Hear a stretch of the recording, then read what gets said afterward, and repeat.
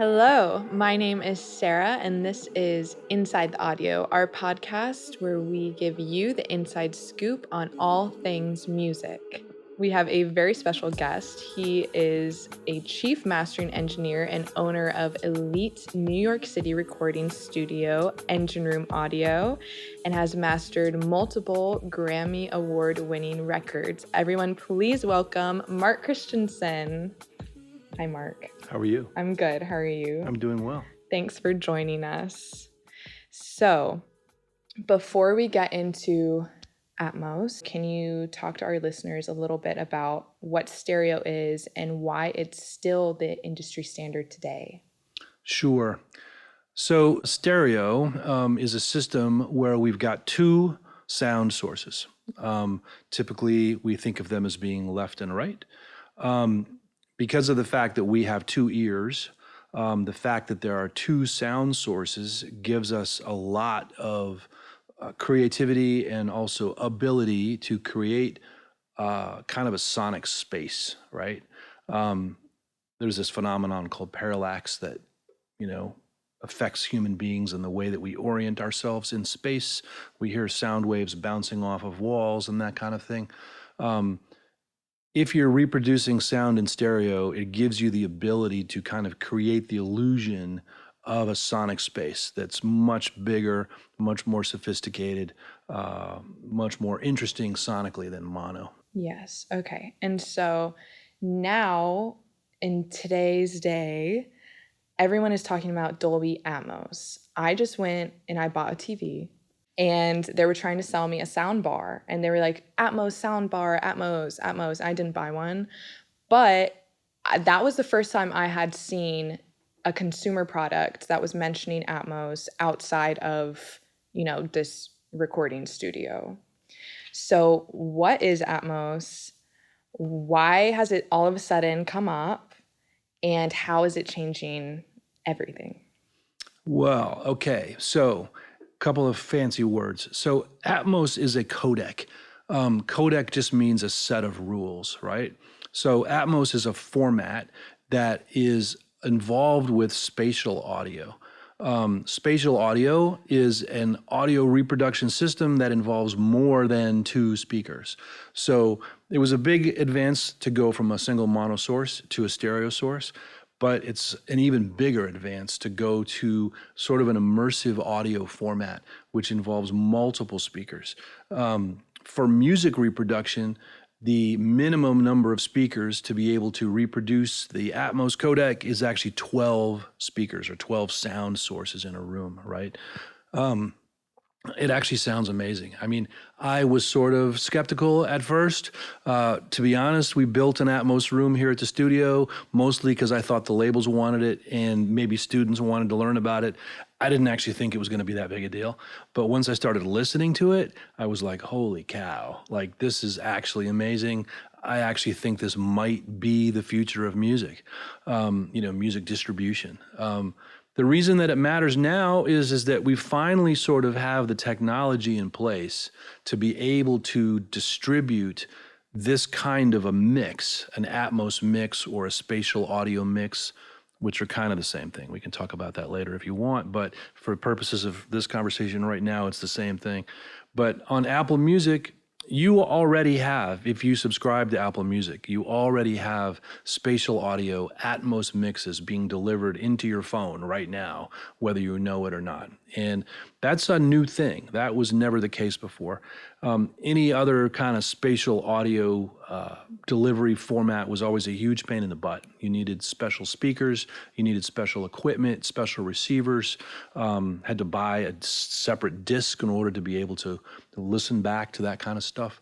But now, it's sort of happening automatically. You do still need special equipment, like a sound bar maybe, but there are more and more cars, for example, that are being sold already with these Atmos systems in them, these multi-channel surround sound systems in the car.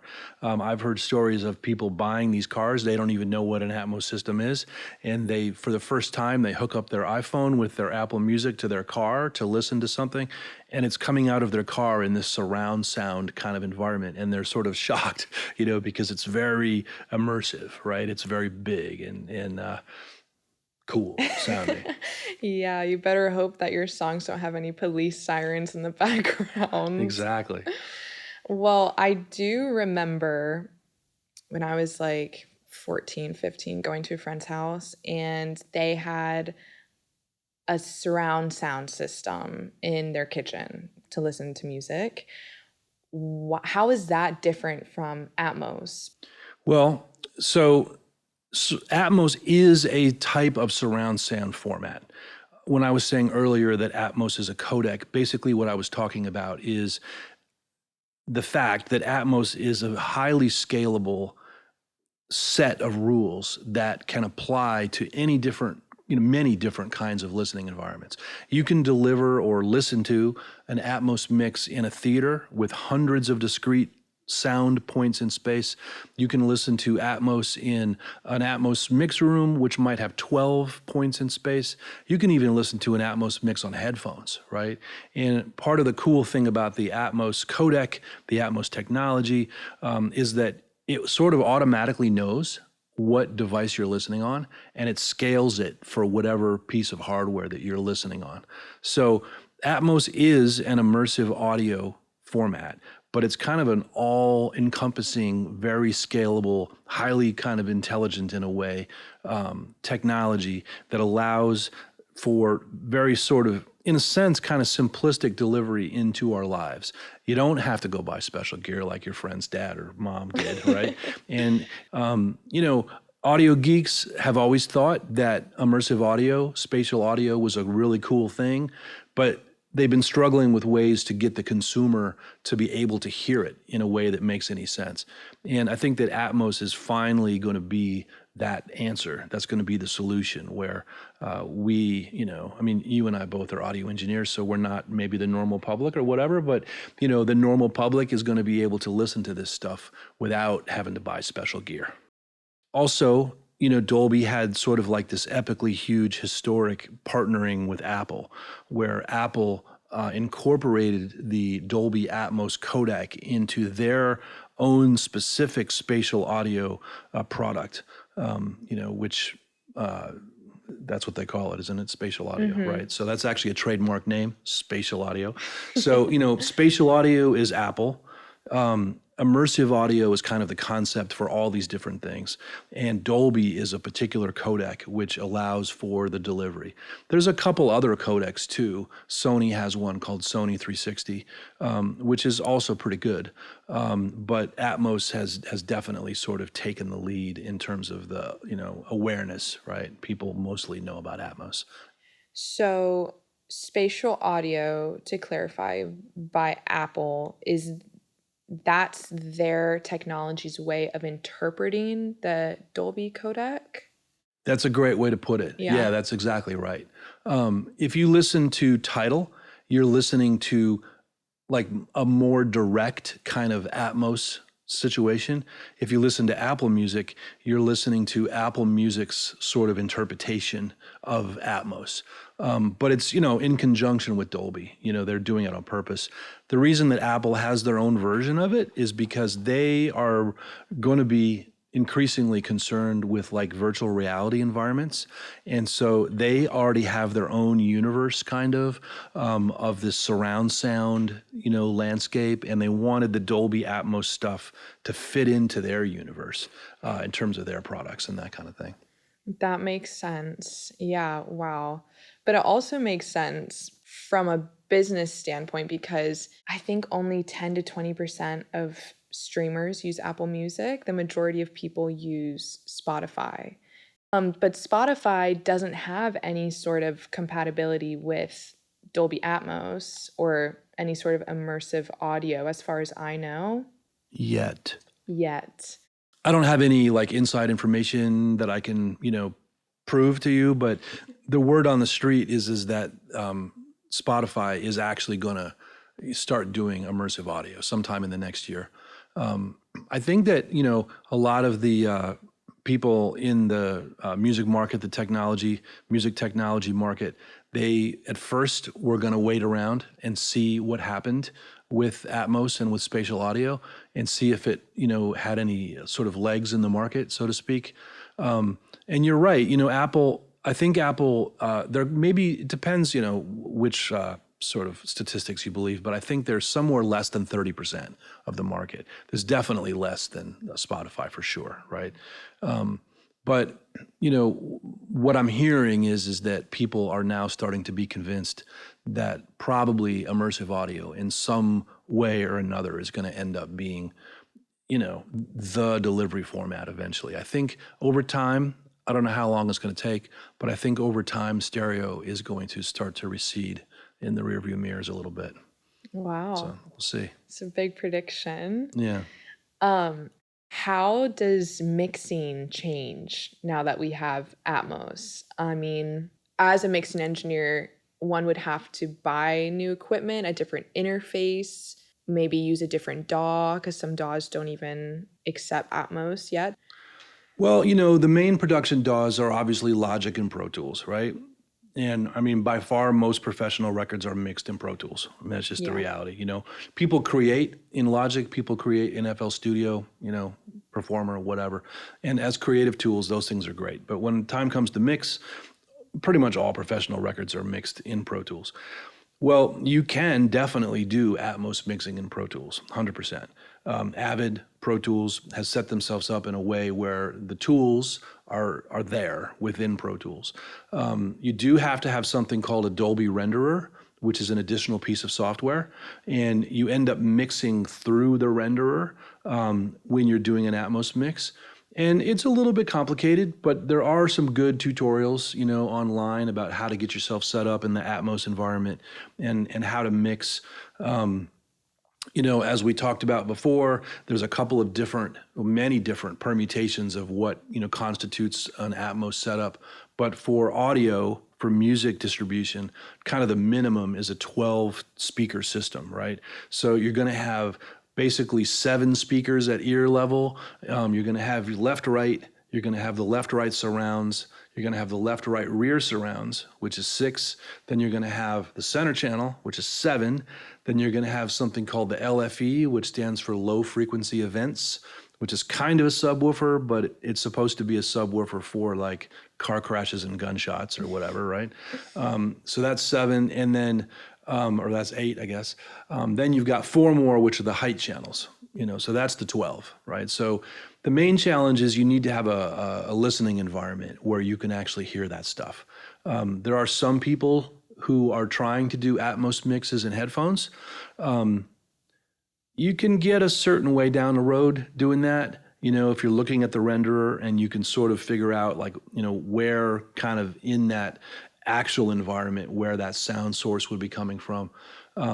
But in order to finish your mix, in order to really hear what's happening, you do need an Atmos space to mix in. So, it's 100% a challenge from the perspective of those of us that are making records. Like you really have to have an Atmos space.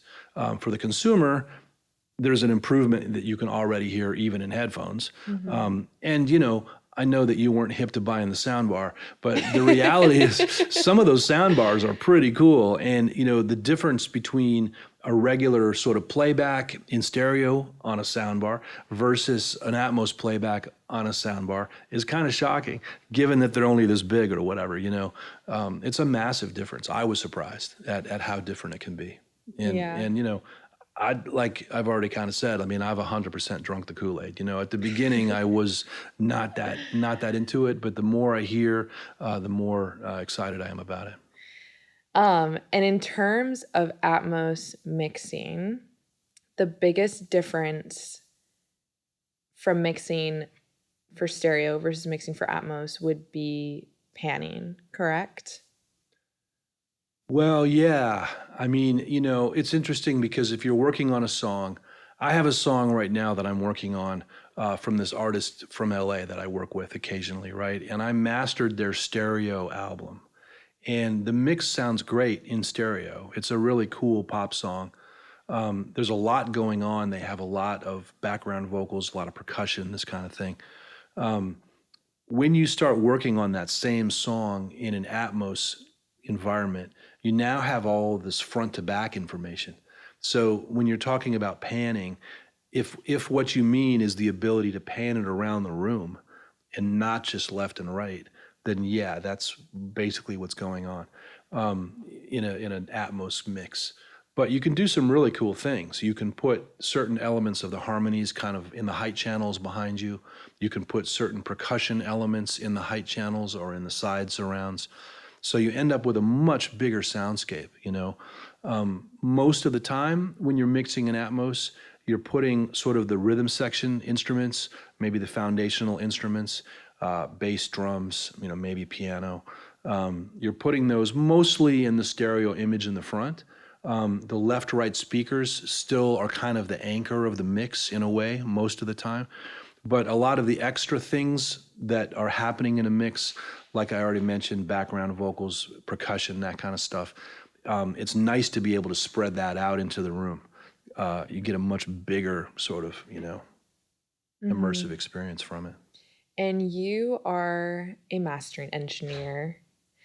Does Atmos affect how you master tracks at all? Do you come at it with a different like strategy?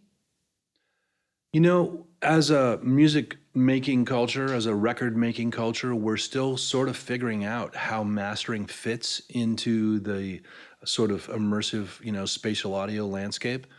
Most of the sort of accomplished Atmos mixers that I've spoken to still talk about the need for mastering, right? There's some that feel like you don't need to master. And it's interesting how those kind of conversations are still happening, you know, all the time. So there's no like set rules yet. I mean, it's a little bit of the Wild West, you know. I mean, when stereo started, you know, way back in the day, that was also kind of the Wild West. There was a lot of people making stereo mixes that were really strange, you know, all of the rhythm section on the left side or whatever. It took the kind of record making people, you know, it took a while to learn how to use stereo. And I think the same thing is kind of happening with the immersive audio landscape. It's taking people a little while to figure out how to use it. There are some really, really great mixes out there. There's also some not so great mixes out there. You know, even ones from major label artists, you know, that are really sort of not that awesome, right? And this whole issue of whether you need to master the Atmos stems is sort of part of that conversation. I've actually interviewed a lot of you know, Atmos mixers, pretty accomplished, you know, Atmos mixers, and for the most part, I mean, almost unanimously, they're all telling me that the best sounding Atmos mixes that are out there are mastered. It's also true that there's a lot of mastering engineers that are kind of getting into Atmos mixing, like myself, right? I mean, I definitely am a mastering engineer, 100%, but I also am doing a lot of Atmos mixing, and I want to keep doing more Atmos mixing. So I think that, you know, it kind of depends who you're working with. You know, if you end up working with an Atmos mixer who has been in the past a mastering engineer, you know, there might be some of the two things happening at once sort of situation. But the short answer would be that, yeah, if you're looking for the best sounding, you know, reproduction of your song, probably your Atmos stuff's going to need to be mastered too. Yeah. Well, this is all very exciting. We are sort of in the thick of it and can't wait to hear some good and some bad Atmos mixes of my favorite artists. And I'm really excited to see how this is all going to turn out. And I'm really thinking about buying that sound bar now. Do it. Yeah, well, thank you for joining us. And this has been another episode of Inside the Audio, Engine Room Audio hosted podcast, giving you the inside scoop on all things music. And everyone, please say thank you to our special guest, Mark Christensen. Thank you.